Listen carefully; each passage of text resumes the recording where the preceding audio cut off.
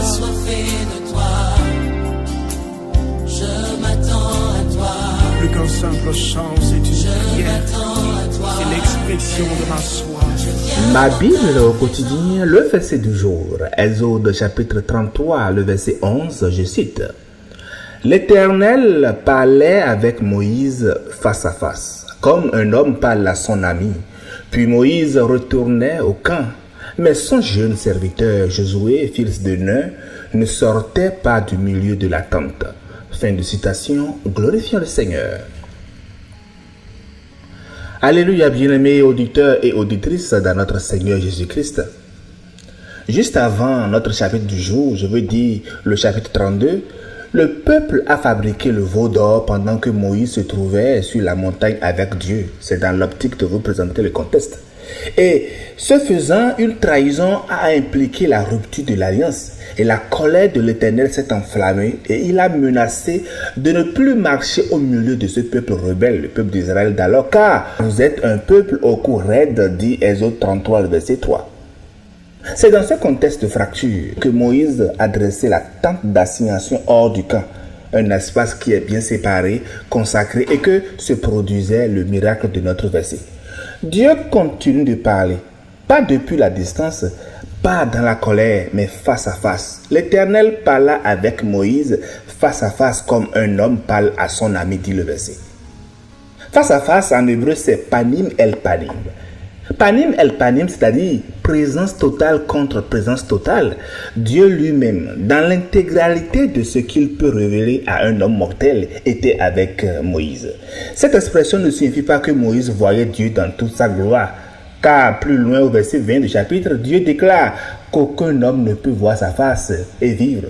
Donc, la manière dont Moïse a rencontré Dieu indique une proximité relationnelle, une intimité spirituelle que je trouve très rare. Dieu a choisi ce mot pour qualifier sa relation avec Moïse, mon ami. Non pas un serviteur, mais ami. Et quand on lit Jean 15, le verset 15, on voit très bien qu'il est dit « Je ne vous appelle plus serviteur, je vous ai appelé ami ». Dans notre verset, bien aimé, remarquez bien, il est dit « Il parlait ».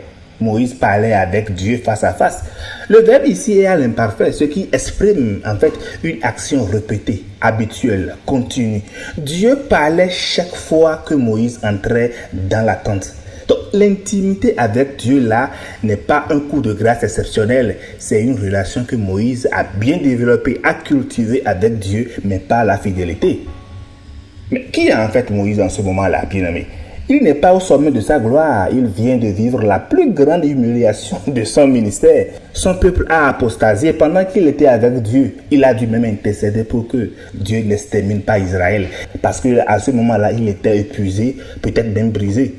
Et pourtant, c'est précisément dans cet état-là, bien aimé, que Moïse s'est levé et est entré dans la tente d'assignation. Il ne s'est pas absenté de la présence de Dieu parce que tout a échoué. Il est revenu encore et encore. Tel est le secret de Moïse. Tel est bien le secret de Moïse. Pas une foi sans faille, mais une fidélité sans abandon. Et le texte mentionne également aussi Josué, fils de Nun, le jeune serviteur qui ne sortait pas de la tente. Bien-aimés, nous connaissons Josué pour ses exploits, bien sûr, l'espion courageux, le conquérant, le successeur de Moïse. Mais ce qui semble ici un simple détail narratif, moi je trouve qu'en réalité, c'est le secret de toute sa destinée.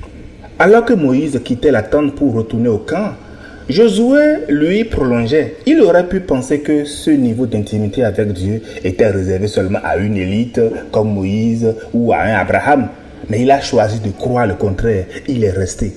Mais qui aurait prédit que Josué, cet homme très silencieux dans la tente, deviendrait le successeur du grand Moïse et conduirait le peuple plus loin que son prédécesseur? Les exploits publics de Josué ont puisé leur source dans cette vie cachée d'intimité.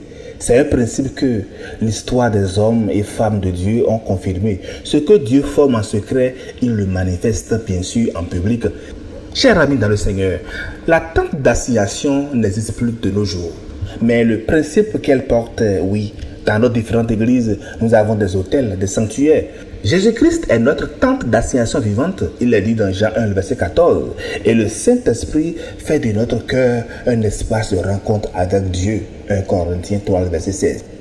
La question n'est pas est-ce que Dieu veut parler avec nous, parce que notre verset du jour le témoigne très bien, il a cette habitude de le faire. La question plutôt est est-ce que j'entre dans la tente? Moïse ne parlait pas à Dieu de loin, il se levait, sortait du camp et entrait dans la tente. Il y avait une démarche, une séparation volontaire du bruit, un choix délibéré de la présence. L'amitié divine, bien-aimée, se cultive par une discipline de la rencontre. Et comme Josué, bien-aimé, osons rester un peu plus longtemps et que ce que Dieu accomplira en public au travers de nos vies prendra bien sûr racine dans nos vies cachées avec lui. Chers frères et chers sœurs, en ce moment, Dieu n'a pas changé. Il est encore le Dieu qui parlait face à face, comme il a fait avec Moïse, et qui désire que nous entrions dans sa présence chaque matin comme un ami. Bonne méditation et que la douceur de notre Seigneur Jésus-Christ accompagne chacun de nos pas tout au long de la journée. Alléluia chez vous.